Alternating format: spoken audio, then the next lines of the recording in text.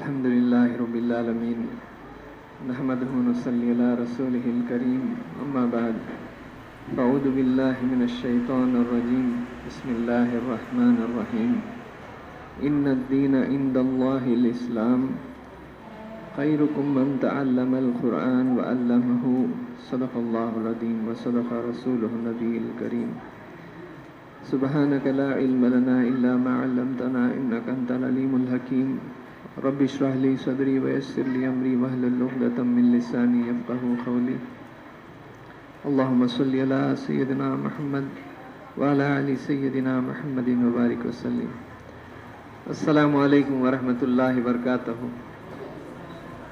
محترم علماء دین اور اس بستی کے ذمہ داران، اس مسجد کے ذمہ داران حضرات، اس مدرسے کے ذمہ داران اور پیارے بچوں، الحمدللہ یہاں آ کر مجھے بےحد خوشی ہوئی کہ ماشاءاللہ یہ بچوں پر جو محنت ہوئی ہے، بہترین انداز سے یہ بچوں کے اوپر محنت ہوئی ہے کہ بچے، ابھی میں دیر سے آیا، معاف کرنا تھوڑا آنے میں تاخیر ہو گئی، لیکن میں سمجھتا ہوں میں دیر سے آ کر میرا نقصان ہو گیا، کیونکہ یہ بچے، ابھی میں فہرست دیکھ رہا تھا، ماشاءاللہ بہترین جو ہے ان کو تقریر کا موقع بھی دیا گیا تھا، تو بہت اچھے انداز سے بچے بیان کیے ہوں گے، لیکن کیا کروں، میرے آنے میں تاخیر ہو گئی.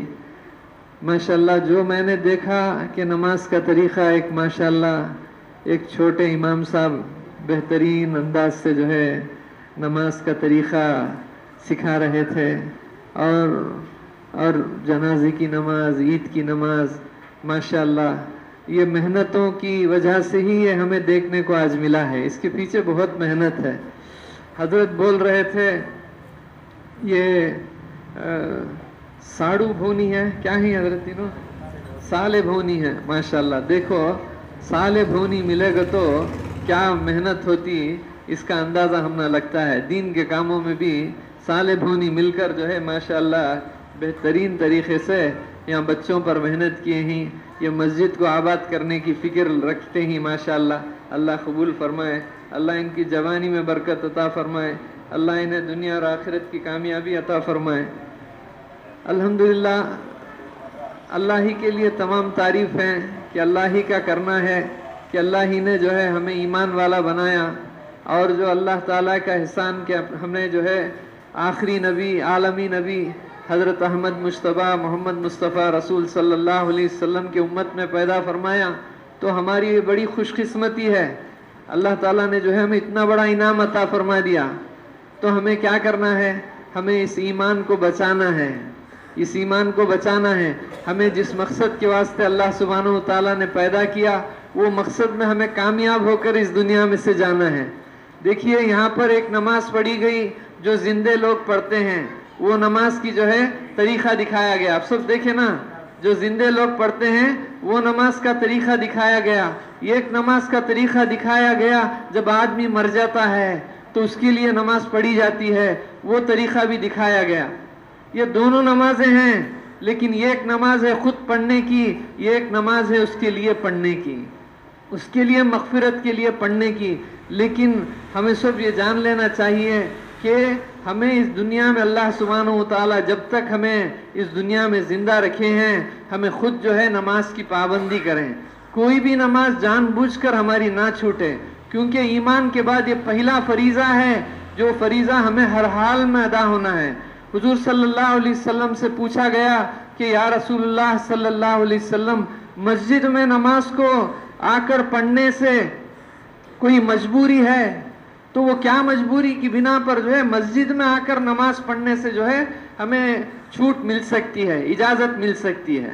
یہ سوال پوچھے تو حضور نے فرمایا دو بنا پر ہو سکتا ہے، دو وجوہات پر ہو سکتا ہے. پر فرمایا کہ ایک، اگر تمہارا گھر سے نکلنے سے تمہارے گھر کے باہر تمہارا دشمن کھڑا ہے، وہ تمہاری جان لے لے گا، اگر یہ خطرہ ہے تو تمہیں گھر میں پڑھنے کی اجازت ہے. یہ پہلی جو ہے وجوہات بتائیں. اور دوسرا بتایا اگر تمہاری طبیعت اتنی خراب ہے کہ تم بیڈ سے اٹھ نہیں سکتے، تم بیڈ سے اٹھ نہیں سکتے، تو ایسی حالت ہے کہ اتنی بیماری کی حالت ہے تو تمہیں اجازت ہے کہ گھر میں نماز پڑھ لو۔ اب ہمیں سوچنا ہے کہ ہماری نمازیں جو چھوٹ رہی ہیں کیا یہ دونوں وجوہات کے پر ہیں یا جو ہے دوسرے وجوہات پر ہیں؟ اگر دوسرے وجوہات ہیں، دوسرے ریزن ہیں کہ ہماری دکان ہمیں روک رہی ہے، ہمارا کاروبار، ہمارا گھر، ہمارے بیوی بچے اگر ہمارے نماز کو آنے سے روک رہے ہیں تو یہ ہمارے لیے بڑی مشکل کا سبب بنے گا، بڑی مشکل کا سبب بنے۔ اب دیکھیے معصوم بچوں کو جو ہے نماز کی پابندی کراتے ہیں۔ اب یہ بچوں کے لیے نماز پڑھنا ایک زحمت ہے، ڈر جیسا بولتے ہیں نا، بچے پہلے نماز پڑھتے ہیں تو کہیں کو پڑھتے ہیں تو حضرت کی لکڑی دیکھ کو پڑھتے ہیں، کیا دیکھ کو پڑھتے ہیں؟ پہلے ڈر سے پڑھتے ہیں، پہلے زحمت ہوتی ہے، لیکن جانے جانے کے بعد کیا ہوتی ہے؟ تھوڑے دنوں کے بعد وہ عادت بنتی ہے۔ کیا بنتی ہے؟ عادت بنتی ہے۔ اس کے بعد جانے جانے جو ہے وہ کیا ہوتی ہے؟ محبت بن جاتی ہے، اللہ کی محبت میں تبدیل ہو جاتی ہے۔ یہی چاہا جاتا ہے کہ یہ معصوم بچوں کو پہلے کیا کریں، ہم ان کو عادت ڈالیں۔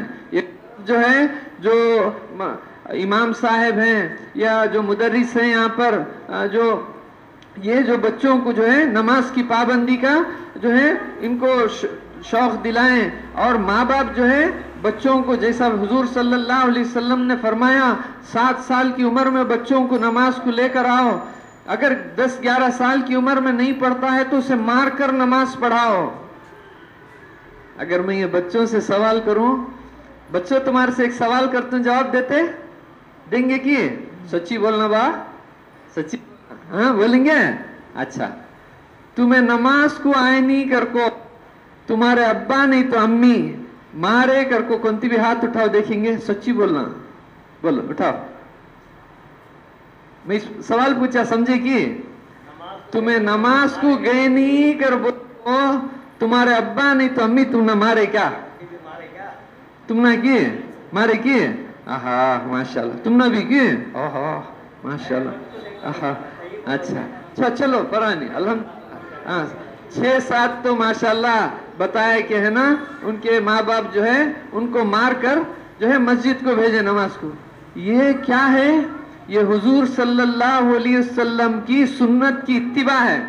حضور صلی اللہ علیہ وسلم کی تعلیم کو یہ ماں باپ نے سمجھا تو اپنے محبت کرنے والے بچوں پر جو ہے وہ کیا کیا؟ انہوں نے ہاتھ اٹھایا، کس کے واسطے؟ کہ حضور صلی اللہ علیہ وسلم کی سنت زندہ ہو۔ تو یہ اصل ہے کہ ہمارے بچوں کو جو ہے ایسے جو ہے اگر ہمیں تربیت کریں گے تو انشاءاللہ یہ بڑے ہو کر کیا ہوں گے؟ یہ مسجد کو آباد کرنے والے ہوں گے، یہ مسجد کو آباد کرنے ہوں گے۔ دیکھیے شعبان کے مہینے میں سارے مدرسوں میں جو ہے مکتبوں میں جلسے ہوئے، جتنے بھی جو جلسے میں جانے کا موقع ملا زیادہ تر جو ہے وہاں کے جو بچے ہیں وہ بچے 10 یا 12 سال کی عمر کے ہیں، بڑے بچے 10۔ دوسرا یہ کچھ پھنس رہا ہے، دوسرا میں کیا حضرت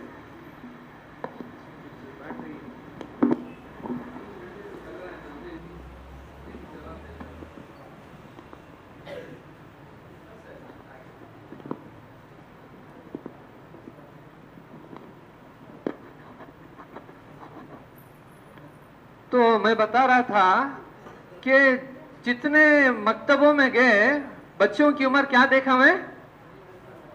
10 یا 12۔ آپ مجھے بتائیے نماز کب سے فرض ہوتی ہے؟ نہیں جی، فرض کب سے ہوتی ہے؟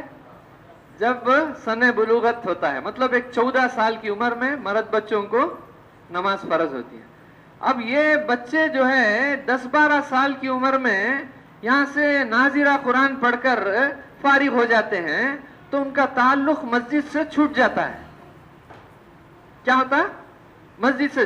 اب کیا ہوتا ہے، یہ بچے مسجد سے چھوٹ کر وہ اسکول کی پڑھائی میں ایسا لگتے اگر بولے گا تو مسجد میں مکتب میں جو کچھ پڑھے پورا بھول جاتا ہے۔ جب ان کو پڑھنا ضروری ہے، جب ان پر فرض ہے، اس وقت میں ان کو کیا بھی یاد نہیں. یہ چیز کو ہمیں بدلنا ہوگا, یہ چیز کو ہمیں بدلنا ہوگا. بچوں کو کم سے کم جو ہے 15 یا 16 سال کی عمر تک جو ہے ان کا تعلق مسجد سے جڑا رہے, مدرسے سے جڑا رہے. اس بات کی آپ بستی والے یہ نیت کرنا انشاءاللہ.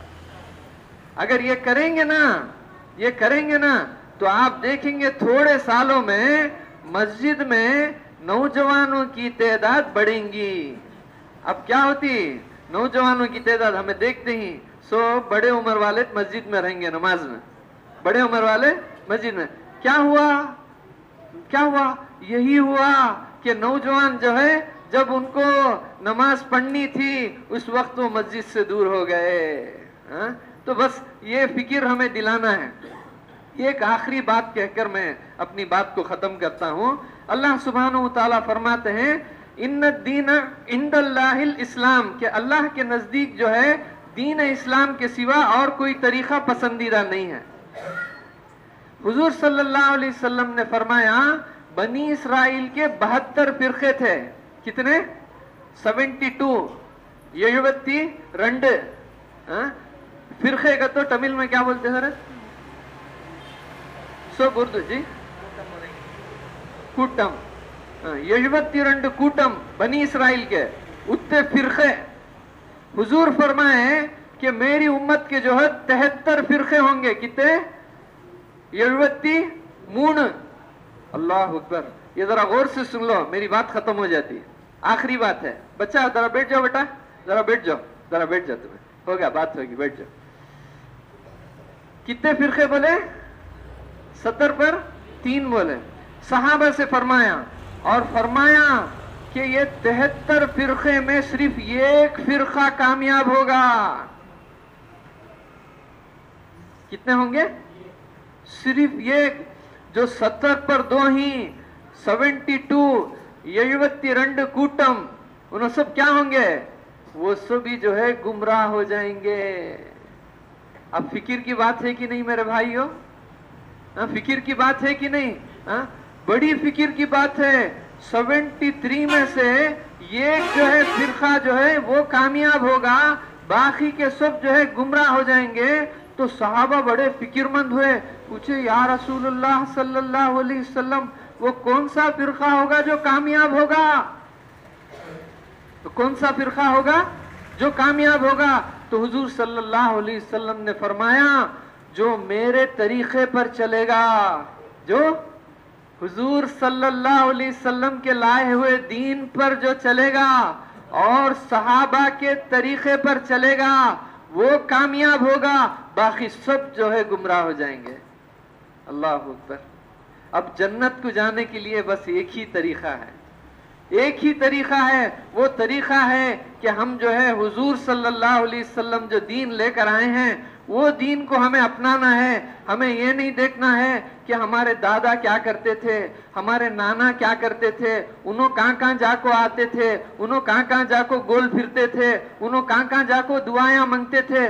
وہ دیکھو نہ کو, اللہ کے واسطے وہ دیکھو نہ کو. یہ دیکھو کہ حضور کا طریقہ کیا ہے. حضور نے فرمایا تمہاری جو بھی ضرورت ہے اللہ کے گھر میں آ کر مانگو, اللہ کے گھر میں آ کر مانگو, اللہ سے مانگو, کسی کے سامنے ہاتھ مت پھیلاؤ. یہ اللہ کا حکم حضور نے بتایا. ادعونی استجب لکم, اللہ فرماتے ہیں کہ مجھ سے مانگو میں دینے والا ہوں, مجھ سے مانگو میں دینے والا ہوں. اللہ کے سوا کوئی دینے والی ذات نہیں ہے. بس یہ نیت کر لیں کہ ہم بھی وہ ایک فرقے میں سے ہو جائیں گے, ہم سب وہ ایک فرقے میں سے. باقی کوئی بھی فرقہ ہو, باقی کوئی سا بھی طریقہ ہے, ہمیں اسے چھوڑنا پڑے گا, ہمیں اسے چھوڑنا پڑے گا. بس یہ نیت کر لیں. اپنے بچوں کو ماشاءاللہ اچھی تعلیم و تربیت کریں. ایک باپ کے طرف سے اپنے بچے کو حضور نے فرمایا بہترین تحفہ وہ ہے کہ اسے اچھے اخلاق دے, بہترین اخلاق دے. تو ہمیں بھی جو ہے اپنے بچوں کو اچھے اخلاق سکھانا. آج اسی کی کمی ہے. آج ہمارے بچوں میں, آج جو ہے نوجوانوں میں اس کی بڑی کمی ہے کہ ہمارے بچے جو اخلاق حضور صلی اللہ علیہ وسلم کو اللہ نے دیا, मकारिमुल अखलाक फरमाया कि सारे अखलाक का जो है सबसे ऊंचा दर्जा हुजूर को दिया था। तो ऐसा बनाएंगे इंशाअल्लाह। बस मैं इन चंद बातों से अपनी बात को ख़त्म करता हूँ। अल्लाह सुब्हानहू तआला हमने जो कुछ कहा सुना उसे कबूल फरमाए, और जो मेहनत की गई, जो इनामात लिए गए हैं, जिन्होंने इसमें हिस्सा लिया, अल्लाह उन्हें भी दुनिया और आखिरत की कामयाबी अता फरमाए। जो हजरात वक्त देकर कुर्बानी देकर यहाँ पर आए हैं, अल्लाह सुब्हानहू तआला उन सबको जो है दुनिया और आखिरत की कामयाबियों से माला माल फरमाए। वाखिरु दावाना अनिल हम्दुलिल्लाहि रब्बिल आलमीन।